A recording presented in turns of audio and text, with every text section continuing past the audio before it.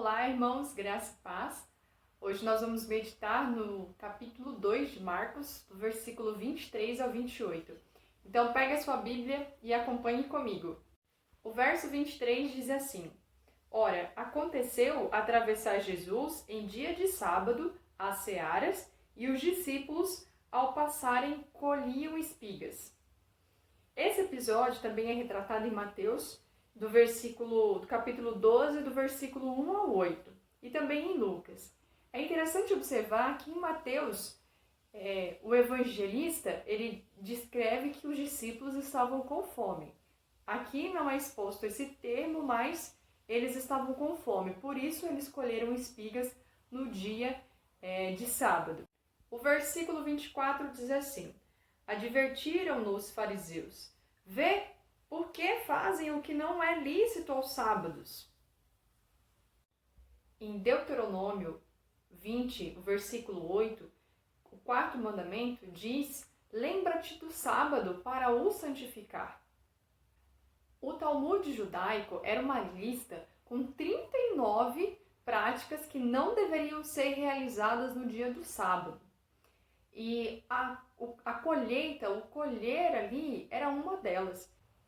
A ofensa de trabalhar no sábado merecia a morte por apedrejamento, somente se o acusado fosse advertido. Por isso aqui nesse episódio, os fariseus disseram: Vê, então eles estavam apontando: já estou te divertindo o que vocês estão fazendo. Aqui nós podemos observar que eles, de um mandamento do Senhor, criaram as suas próprias regras, as suas próprias leis. Aqui eles modificaram, alteraram e acrescentaram algo que Deus não mandou fazer. Agora o versículo 25. Mas ele, no caso Jesus, lhes respondeu: Nunca lestes o que fez Davi, quando se viu em necessidade e teve fome, ele e os seus companheiros? Agora 26. Como entrou na casa de Deus, no caso aqui Davi, e os seus colegas, no tempo do sumo sacerdote Abiatar, e comeu os pães da proposição, os quais não é lícito comer, senão aos sacerdotes, e deu também aos que estavam com ele? Esse episódio a que Jesus se refere está em 1 Samuel, capítulo 21. Esses pães da proposição só podiam ser consumidos pelos sacerdotes, porque eram considerados pães sagrados. E aqui Jesus está reforçando que a necessidade do homem, ou seja, a fome que eles tinham, tinha que ser muito mais valorizada, tinha que ser suprida, ao invés de uma interpretação legalista da lei. Agora o versículo 27 e 28. E acrescentou: O sábado foi estabelecido por causa do homem, e não o homem por causa do sábado. De sorte, em conclusão, que o Filho do Homem é Senhor também do sábado. O sábado foi criado para o homem, para o seu descanso, e não o homem criado para ser escravo do sábado, para ser escravo de práticas que ele mesmo se impõe a fazer, que não foram estabelecidas por Deus. Então, aqui ele reforça isso, que Jesus ele esclarece que nós não devemos ser escravizados pelo sábado. Pelo contrário, o sábado foi criado para o homem, para que ele descansasse, para que ele se alegrasse nas obras de Deus, para que ele desfrutasse de um dia de repouso.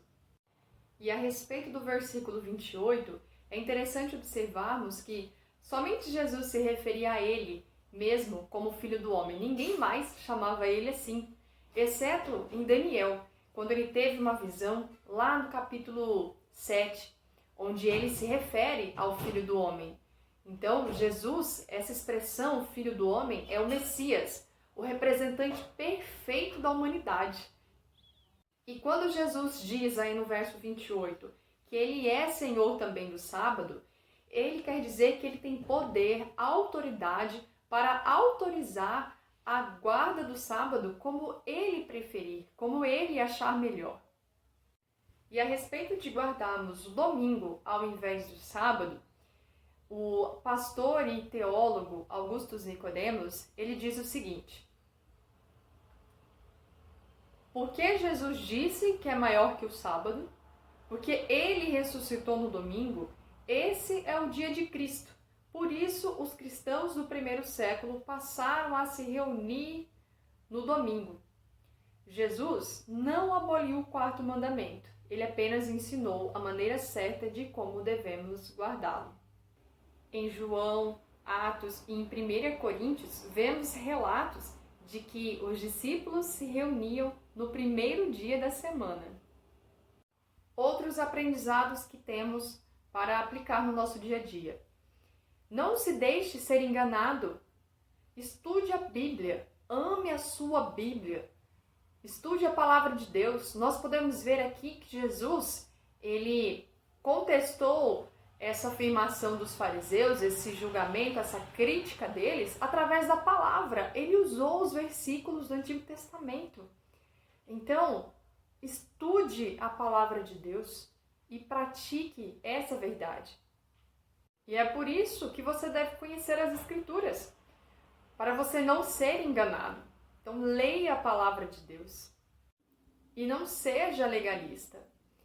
Nós temos o dia do Senhor, que é o dia de domingo, para termos um tempo de reflexão maior na palavra de Deus, para cultuarmos ao Senhor.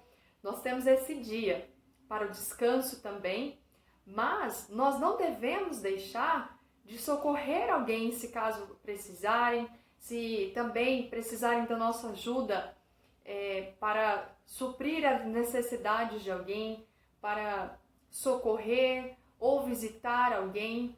Isso, o dia do Senhor, não nos impede de fazer o bem. É isso que Jesus ressalta nesse trecho, que nós precisamos usar também esse dia para fazer o bem. Pense nisso e tenha um bom dia.